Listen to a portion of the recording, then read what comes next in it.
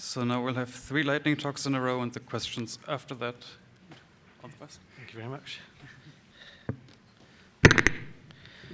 Hi there, my name's Rishi Nag. I've come from the Global Alliance for Genomics and Health. That's GA for GH. And I'm going to talk about developing open standards for responsible data sharing. I think before I kick into the main bit of the talk, I should point out I haven't actually been the one sending the questions on Slido, #GA for GH. So there were 2 things in the abstract I suggested. One was talking about our model for developing the standards and then some of the standards themselves. So the standards themselves will probably feature more on the poster that I'll be doing at PO5 this evening. But to start off with how we do things, we're first going to look at why we're doing things the way we are. So one of the big changes happening in how the world gets its genomic data is it's coming from healthcare systems more and more, so not from sort of open, publicly available data sets. There are a number of national initiatives and disease-based research centers collecting data around different use cases. So this will kind of number, be a significant volume. We're talking sort of perhaps 60 million genomes or so of healthy individuals, and then more for rare disease and cancer use cases as well. So this brings challenges with it. So for instance, the data has national boundaries, so they'll be in silos, they'll be based in institutions. We need to develop analyses that scale. We then have to make sure how do we work with regulation and then patient consent and data sharing limits that are imposed on these data sets.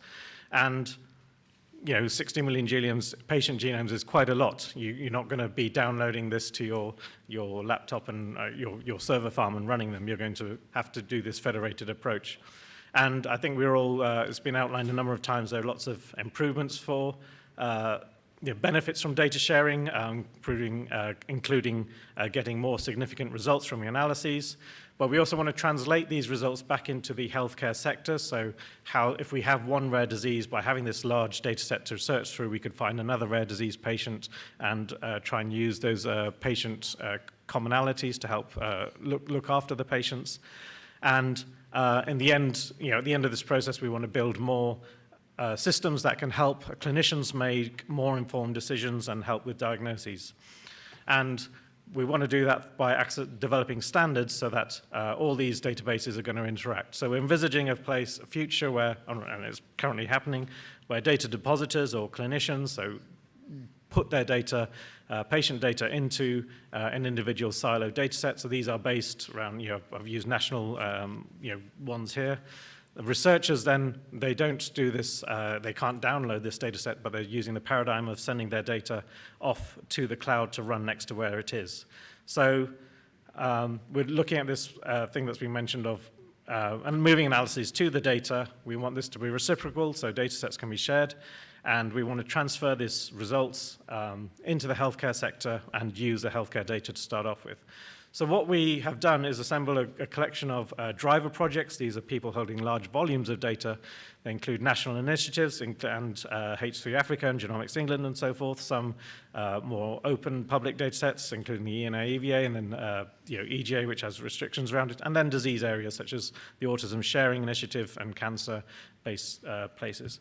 What we then say is, why don't you get together, identify the areas in which you want the problems you need to solve that are common to all of you. So we say discovery is to do with findability and search. So we build a search capability. So for instance, Beacon helps people access data or find out if data of interest is in a data set where they can't see the data itself. So we get groups that are of common interest to work together to build these, collaborate in these, what we call these work streams, the discovery and cloud and so forth. And these form our real-world driver projects, real-world use cases, and but when it comes to the meetings, we have collaborations in people from outside these driver projects participate, so from academic institutions and driver projects not listed here. And here's a sort of brief roadmap of our projects and our roadmap. Some items we look after are CRAM, and so improvements in CRAM include a cryptographic wrapper around it. VCF and BCF, we're looking at improving the how does it scale with the next version. That's a big problem that people are facing. And with HDS-GET, that allows a way of getting subsets of, you don't want to download huge CRAM files if you just want to deal with chromosome 1, for instance, across a range of CRAM files. So that's the range there. Thank you very much. Cheers.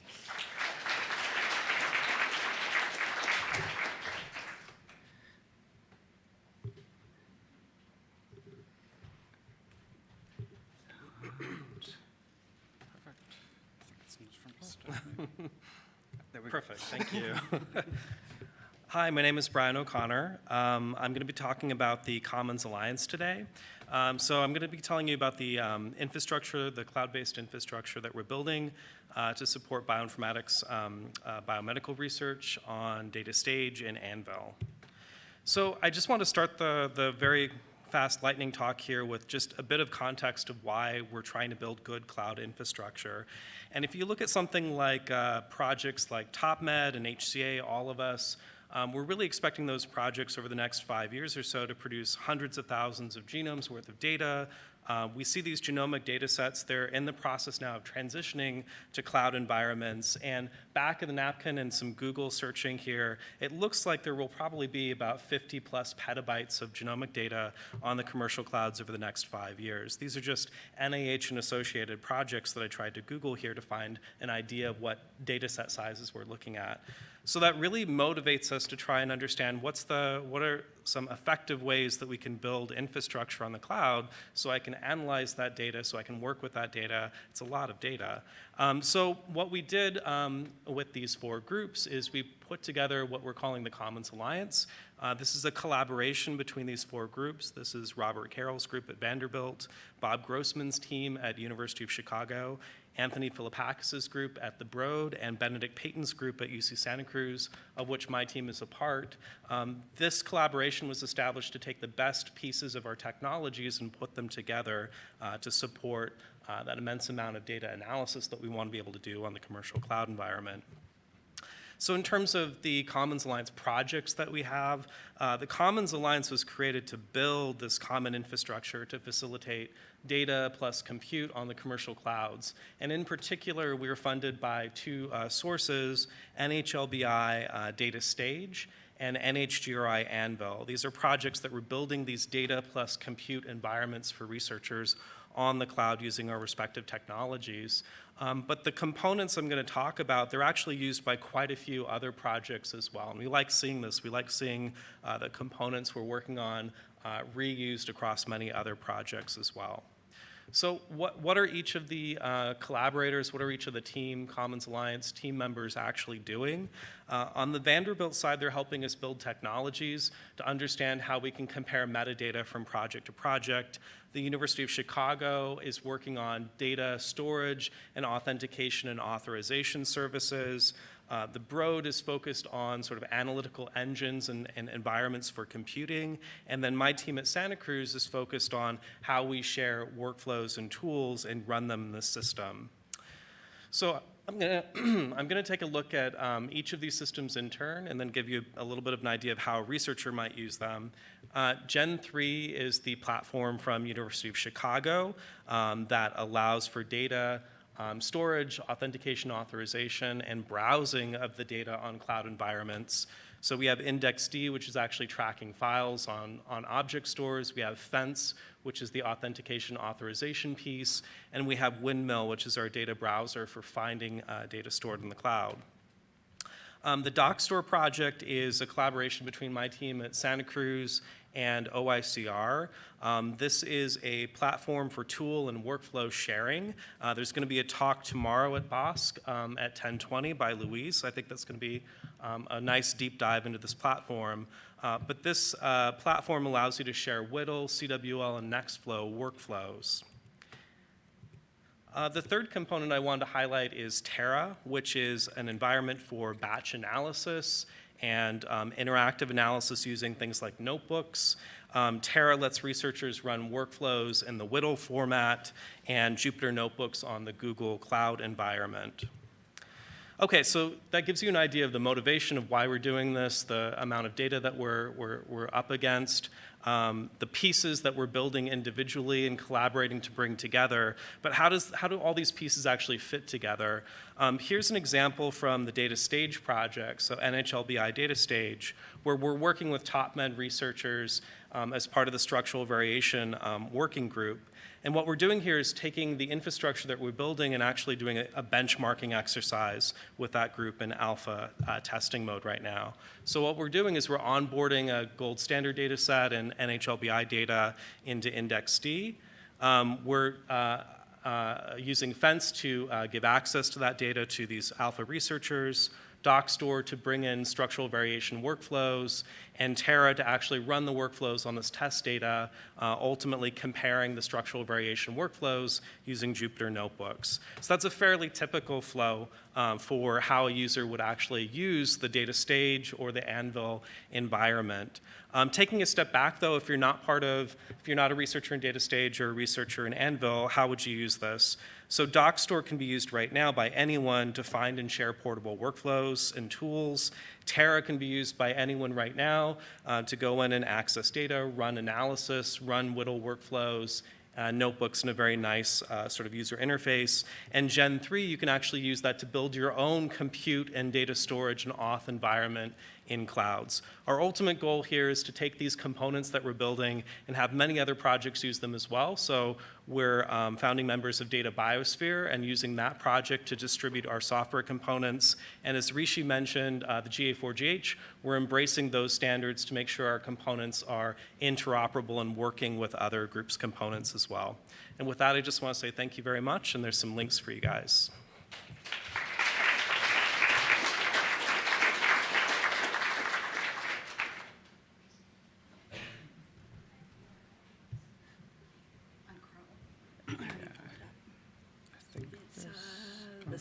This one. Great. Hello.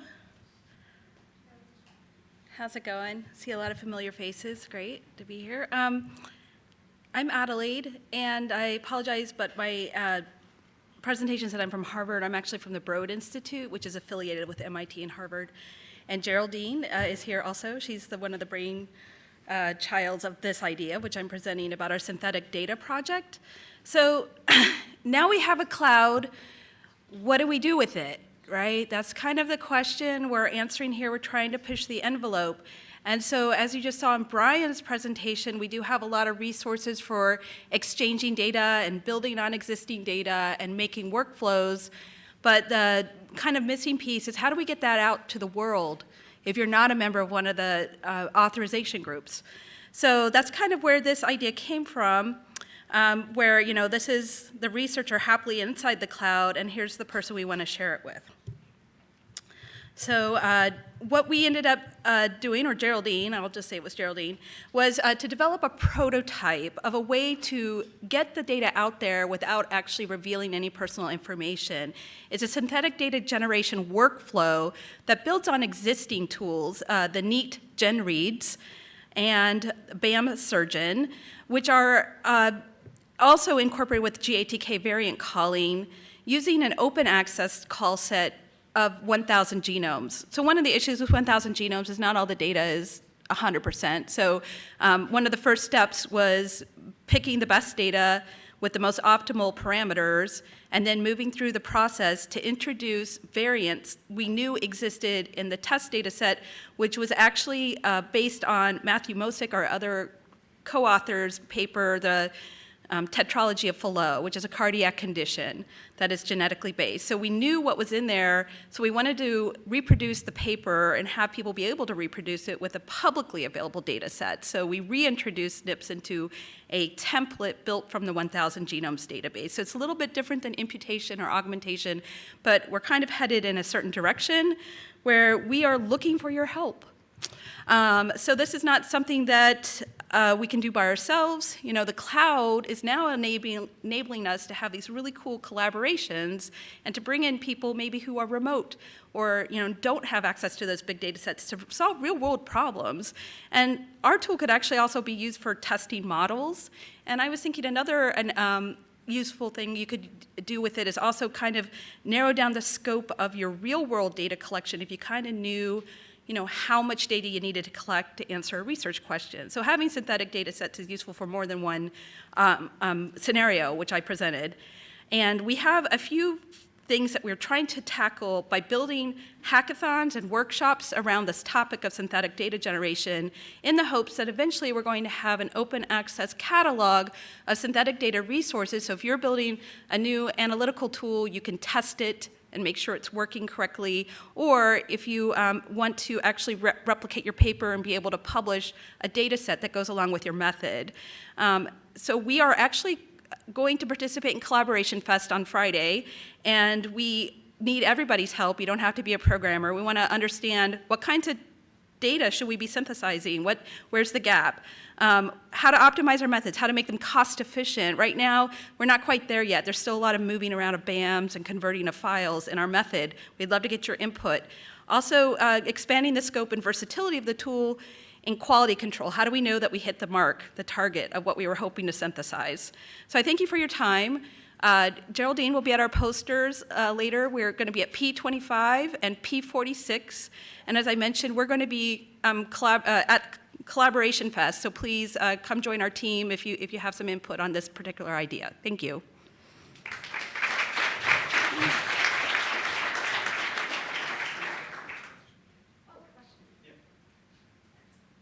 We have 5 minutes for questions now, also for the other two lightning talks.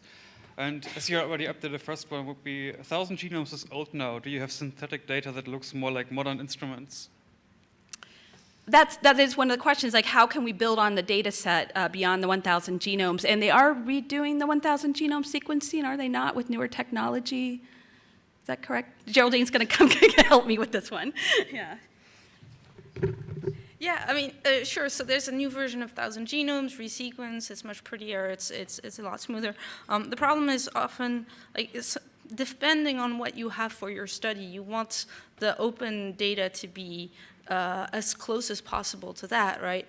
And so people might have different depth of coverage, different types of error modes, depending on what kind of instrumentation they used and so on. The goal being, you want to be as close as possible to the original data, and so if we can just make a catalog of a whole bunch, and we're talking hundreds or possibly thousands of samples, because when you're redoing something that was run on several thousand samples originally, you want to redo it with the same statistical power. And so, yeah, we just want to have just a whole bunch of options, so you don't have to make hard compromises, you just can get what you want. Okay, then there's two questions for Rishi about GA4GH. The first one is, what happened to the GA4GH standard schemas, GA4GH schemas GitHub repository? Those represent significant contributor time and effort. So do you want to read out the other question as well, because I think they're both linked. Okay, the other one is, it seems that GA4GH is turning into a standards development organization. Is there a public commitment to follow the open standard principles? So GA4GH has, so a bit of background, GA4GH has been going around since 2013, and there was a monolithic reference server and schemas built in as a central place for putting things. So in 2017, we basically realigned to become a standards organization, and that's where this model that I showed came into being, where we got the big driver projects. You know, we asked the questions, what are the blockers to big data genomics research in 5 years that looked like they'll be looming? Part of that meant we moved to more modular, instead of having a big reference server and so forth, we moved to a more modular setup of smaller, more nimble standards, and you can go through those at the poster.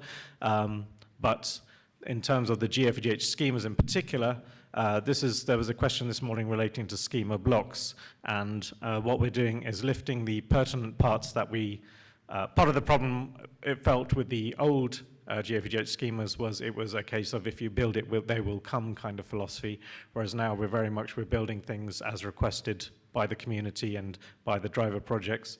So the schema blocks is kind of going to be the new house for that, and those elements from GA4GH schemas that are of interest still will be moved across to schema blocks, which are JSON objects, which can then form inputs into search and other GA4GH standards. Great, and we have one last question for Brian. Can you say something about the role in the Commons Alliance that your slides showed for Vanderbilt regarding metadata? Oh, sure. So Vanderbilt is working on a variety of technologies to do things like mapping of concepts, like this term and these separate projects are a similar concept. They're also doing things like trying to map down what's a minimal set of common metadata that we can map to across projects to facilitate search. So those are some areas that they're working on within Commons Alliance for Datastage and for AnVIL to help improve the ability to search across data sets. Okay, great. Thanks. And I think with this, we can close the session. Thank again all the presenters of this session, and Heather has some closing words. Great.